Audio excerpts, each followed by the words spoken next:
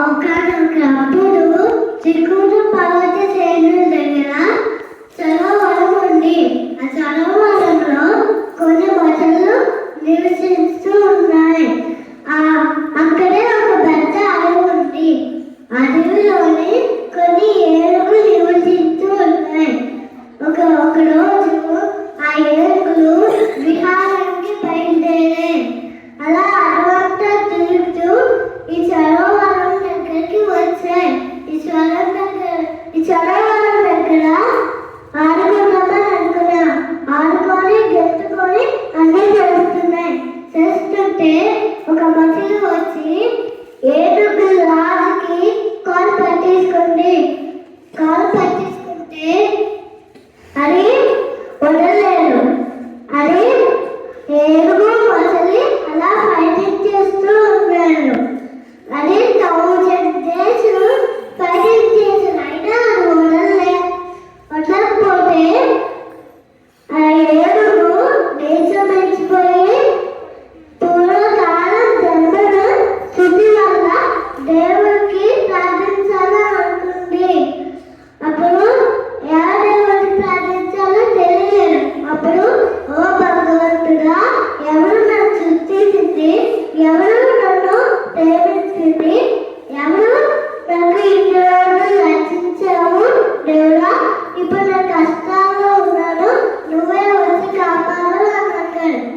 అంటే అప్పుడు వైకుంఠంలో ఉన్న విష్ణుమూర్తికి వినిపిస్తుంది. వినిపిస్తే అప్పుడు నా భర్తలు ఆపదలో ఉన్నారు, నేను వెళ్ళి కాపాడాలి అని చెప్పి ఆశ్రయం నుంచి తాపడి లేచిపోయి కింద దూకేసి పరిగెత్తున్నాడు. ఎలా పరిగెత్తాడు? ఎప్పటికీ నరసింహదేవికి గరుడికి అప్పటికి పెళ్ళికంటే చెప్పకుండా పరిగెత్తుకొని వెళ్ళిపోయాడు. అప్పుడు అమ్మో స్వామి వెళ్ళిపోతున్నారు, ఎక్కడ కాళ్ళు నొక్కమంటే నేను రాలేదు కదా, లక్ష్మీదేవి కాళ్ళు నొక్కమంటే నేను రాలేదు కదా అని చెప్పి లక్ష్మీదేవి గారి పరిగెత్తాడు. చెలికట్లు దానిలో పాలు కావాలంటే అన్నాడు కదా, అందుకే చెలికట్లు పరిగెత్తాడు. తర్వాత చెక్కున్నారు భక్తులు కాపడానికి వెళ్తున్నారు. అక్కడ రాక్షసుడు చంపాలంటే మేము లేకుంటే ఎలా చంపుతామని చెప్పి చక్రాలు కదా డబల్స్ వెళ్ళాయి. పెద్ద గరుడు ఎక్కడైనా వాహనం కావాలంటే నేను ఎంత దూరం నుంచి రాలేనని చెప్పి గరుడు వెనకాల పరిగెత్తాడు. అప్పుడు అందరూ వైకుంఠంలో చెప్తారంటే లైట్గా పరిగెత్తిన తర్వాత విష్ణుమూర్తి ఏనుగు దగ్గరికి వచ్చేసిన తర్వాత వాహనం ఎక్కిపోయి సుదర్శన చక్రంతో ఆ మొసలి పీకి కట్టేశారు. అప్పుడు ఆ మొసలి చేపల మోసం అయిపోయి ఒక గంటలుగా మారిపోయి పాటలు పాడుకొని గంధర్వలోకంకి వెళ్ళిపోయారు. తర్వాత ఆ ఏనుగు ఇంద్రజుమ్న మహారాజు అయిపోయి ఇంద్రజుమ్న మహారాజు మహా విష్ణుభక్తుడు. పూర్వకాలము ఆ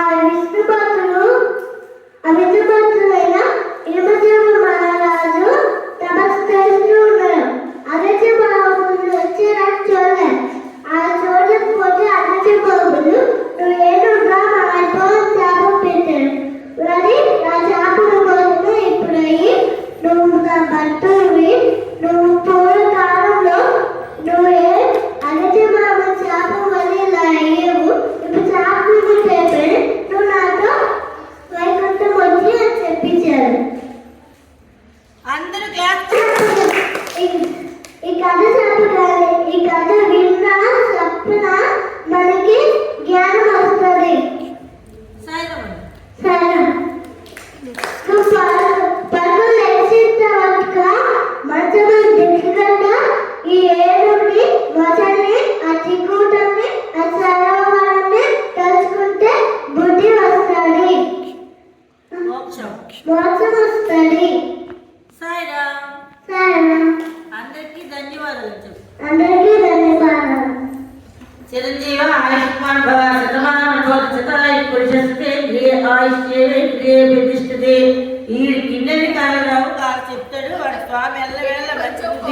మంచి మోక్షం, మంచి విద్య, మంచి ధనం, మంచి ఆరోగ్యం ప్రసాదించాలని స్వామివారి సదా వేడుకున్నారు.